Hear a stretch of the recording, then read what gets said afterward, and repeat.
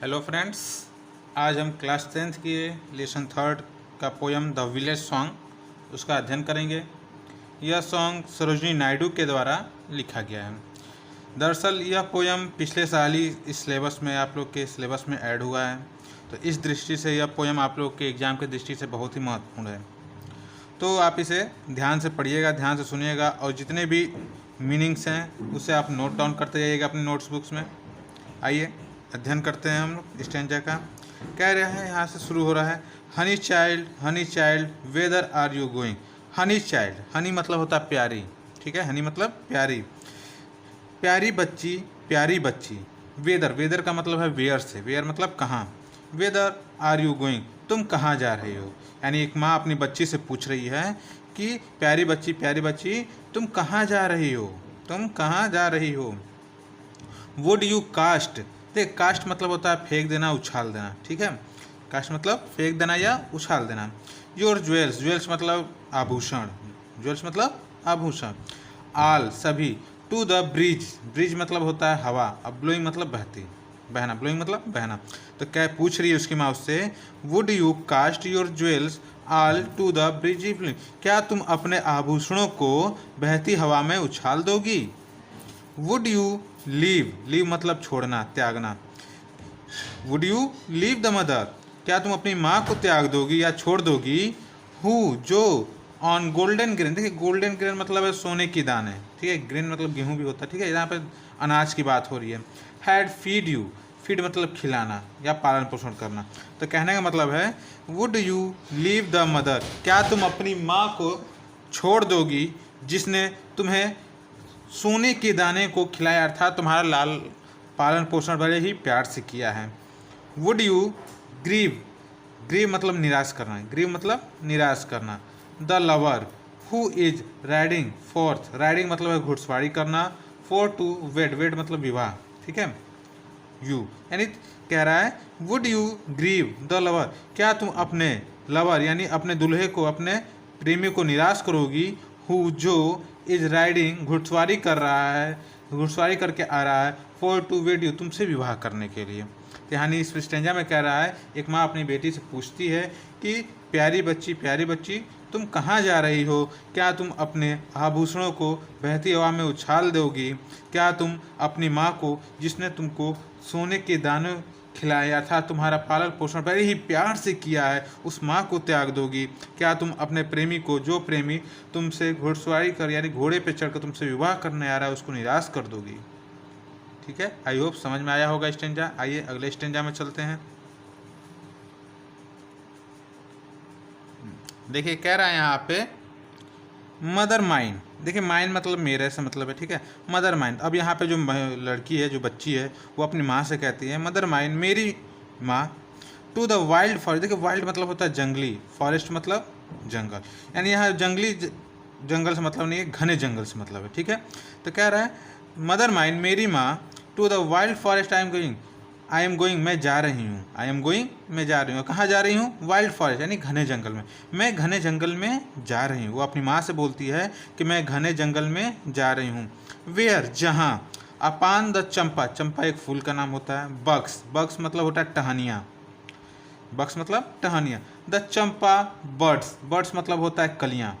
Are blowing पे यहाँ पे मतलब है खिलने से, ठीक है। तो कह रही है जहाँ पर, वेयर जहाँ पर, upon the champa buds the champa birds are blowing, जहाँ पर चंपा की टहनियों पर चंपा के कलियाँ खिली हुई हैं, जहाँ पर चंपा की टहनियों पर चंपा की कलियाँ खिली हुई हैं।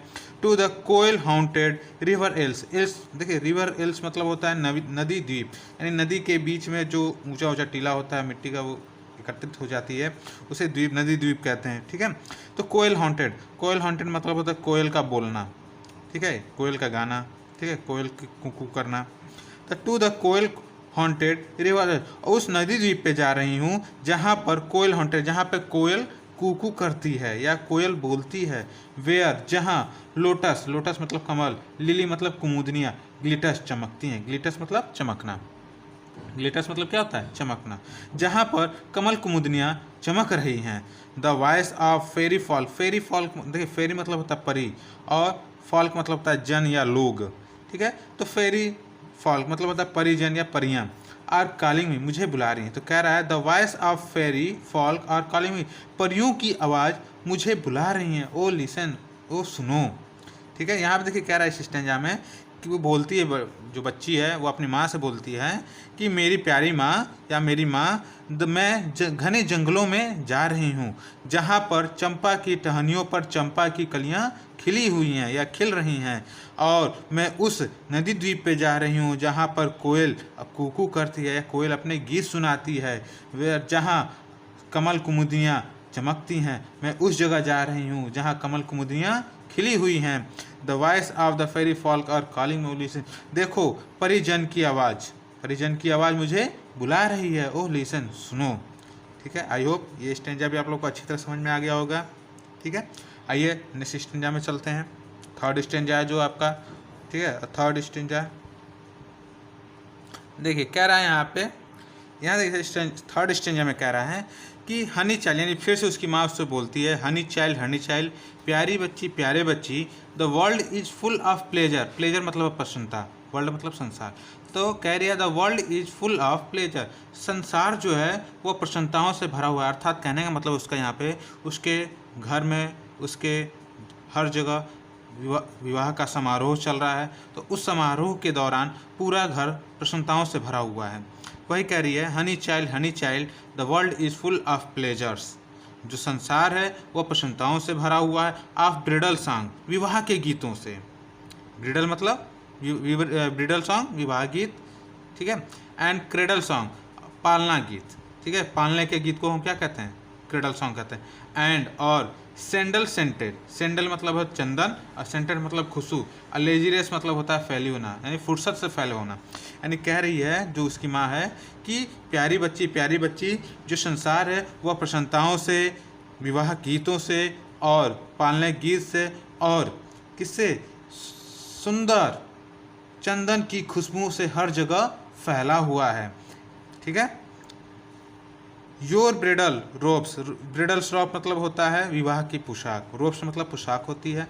Are in the loom, loom मतलब होता है करघा, जिस पे कपड़े बुने हुए जाते हैं, कपड़े बनाए जाते हैं, उसको हम लूम कहते हैं इंग्लिश में। ठीक है, तो your bridal robes are in the loom, तुम्हारे विवाह की पोशाकें करघे पर है। सिल्वर एंड सेफ्रॉन, सिल्वर मतलब हो चांदी और सेफ्रॉन मतलब होता है केसरिया, और ग्लोमिंग मतलब हो चमकना, जो चांदी और केसरिया रंग से चमक रही है। यानी बोलती है उसकी माँ कि तुम्हारा जो विवाह का कपड़ा है, विवाह की पोशाक है, वह करघे पर है और चांदी और केसरिया रंग से चमक रहा है।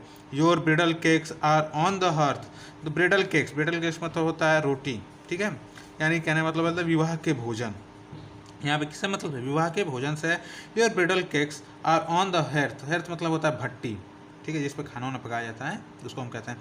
तो कह रहा है the bridal cakes are on the hearth, और तुम्हारे विवाह के भोजन भट्टी पर पक रहे हैं, भट्टी पर पक रहे हैं। ओ वेदर आर यू गोइंग, ओ तुम कहाँ जा रही हो। यानी यहाँ पे बोल रही है इस स्टेंजा में उसकी माँ कि प्यारी बच्ची, यह संसार खुशियों से भरा हुआ है, संगीत, विवाह संगीत से भरा हुआ है, पलने के गीतों से भरा हुआ है, और फुर्सत से हर जगह चंदन की खुशबू फैल रखी है। तुम्हारे विवाह की पोशाक कहाँ पर है, करघे पर है, जो सिल्वर यानी चांदी और सैफ्रॉन केसरिया रंग से चमक रही है। तुम्हारे विवाह के भोजन भट्टी पर पक रहे हैं, और तुम कहाँ जा रही हो। ठीक है, आइए फोर्थ स्टेंजा का अध्ययन करते हैं। फोर्थ स्टेंजा में यहाँ पे आप कह रहा है कि the bridle song and cradle, अब जो बच्ची है वो बोलती है अपने माँ को, उत्तर देती है, उसके बारे में बताती है, क्या बताती है, देखिए the bridle songs and cradle song, विवाह गीत और पालने के गीत, हैव द कैडनेस ऑफ सरो, कैडनेस मतलब होता है कारण, कैडनेस मतलब क्या होता है, कारण, ऑफ सरो दुख के। यानी बोलती है बच्ची कि जो विवाह के गीत हैं, जो पालने के गीत हैं, वो सब क्या हैं, दुख के कारण हैं, दुख के कारण है उसी। ठीक है, आगे देखिए कह रहा है the laughter of the son of the day, कह रहा है लाफ्टर मतलब होता है प्रसन्नता, ठीक है, हंसी। तो ऑफ द सन टुडे, जो दिन के समय सूर्य की क्या है, सन मतलब सूर्य की हंसी, यानी कहने का मतलब है यहाँ पे आपके टुडे, यहाँ टुडे, ठीक है, कह रहा है the laughter of the sun today, जो आज सूर्य की हंसी है, सूर्य की हंसी है या सूर्य की चमक कह सकते हैं। The wind of that tomorrow, वह कल, टुमारो मतलब कल, डेथ मतलब मृत्यु, वह कल मृत्यु की हवा हो जाएगी। यानी यहाँ पे कह रही लड़की कि जो आज सूर्य की हंसी है, जो आज सूर्य की हंसी है, कहने का मतलब हंसी क्या है, ये जो आप लोग क्रेडल सॉन्ग है और ब्रेडल सॉन्ग है, ठीक है, इसकी जो लय है, यह आज हंसी है, लेकिन कल ये क्या बन जाएगी, दुख का कारण बन जाएगी। यानी यह कल क्या हो जाएगी, दुख की हवा बन जाएगी। For swifter sound, swifter sound मतलब होता है दूर, क्या ना, मधुर, साउंड मतलब आवाज़। अब फॉरेस्ट नोट्स, देखिए फॉरेस्ट मतलब होता है जंगल की आवाज़, फॉरेस्ट नोट्स मतलब जंगल की आवाज़। तो कहने का मतलब है for swifter sound the forest note, तो कह रहा है फॉर स्विफ्टर साउंड बहुत मधुर आवाज़ है, किसकी, फॉरेस्ट नोट्स, जंगल की आवाज़। यानी जंगल की आवाज़ जो है वो बहुत ही मधुर है, किसकी अपेक्षा, क्रेडल सॉन्ग्स और ब्रिडल सॉन्ग्स की अपेक्षा। यानी लड़की बोलती है कि जो जंगल की जो नोट्स यानी जंगल की आवाज़ की जो मधुर आवाज़ है वो ब्रिडल सॉन्ग्स और क्रेडल सॉन्ग यानी विवाह के गीत और पालने के गीत से कहीं अधिक मधुर है। वेयर, जहाँ, फॉरेस्ट स्ट्रीम, फॉरेस्ट मतलब जंगल और स्ट्रीम मतलब झरना, यानी जंगल के झरने आर फॉलिंग गिर रहे हैं, जहाँ पर जंगल के झरने गिर रहे हैं। ओह मदर माइन, ओ मेरी माँ, आई कैन नॉट स्टे, मैं नहीं रुक सकती, स्टे मतलब रुकना। The fairy folk are calling, परिजन मुझे बुला रहे हैं, परिजन मुझे आवाज़ दे रहे हैं। तो कहने का मतलब है इस स्टेंजा में कि जो बच्ची है वह विवाह के बंधनों में, सामाजिक बंधनों में बंधी हुई है, वह खुल के जीना चाहती है, अर्थात वो इस सब से दूर जाना चाहती है। तो वो अपनी माँ से बोलती है कि जो विवाह के गीत हैं, जो पालने के गीत हैं, उसमें दुखों का स्वर है, दुखों के कारण है, वे दुखों के क्या है, कारण है, दुखों का वो स्वर है। और जो आज सूर्य की जो हंसी है वह कल मृत्यु की हवा बन जाएगी। और ये जो पालने के गीत हैं इस और संगीत विवाह के गीत हैं, यह विवाह क्या नाम है, जंगल के नोट यानी फॉरेस्ट नोट्स यानी जंगल के गीतों से या जंगल की आवाज़ से उतने मधुर नहीं है जितना कि जंगल की आवाज़ें हैं, जहाँ पर जंगली झरने गिर रहे हैं। जंगल में जो होता है, कहीं पत्थर गिरने की आवाज़, कहीं झरने की आवाज़, चिड़ियों के चहचहाने की आवाज़, ये सब एक आवाज़ मधुर है जो आपके हृदय को एक संतोष प्रदान करती है, एक मधुरता प्रदान करती है, एक लय प्रदान करती है। तो वही कह रही है बच्ची कि मुझे, ओ मदर माइन यानी मेरी माँ, मैं नहीं रह सकती, यानी वो इस संसार में अब नहीं रह सकती, वो इस संसारिक बंधनों में नहीं रह सकती। क्यों, क्योंकि द फेरी फॉल कर कॉलिंग, क्योंकि परिजन उसे बुला रही हैं। आई होप ये स्टेंजा या पोएम आप लोगों को बहुत अच्छी तरह समझ में आएगा। मैंने अपनी तरफ से तो पूरी कोशिश की है, ठीक है। अगर आपको समझ में आएगा तो लाइक शेयर सब्सक्राइब जरूर कीजिएगा। थैंक यू, नमस्कार।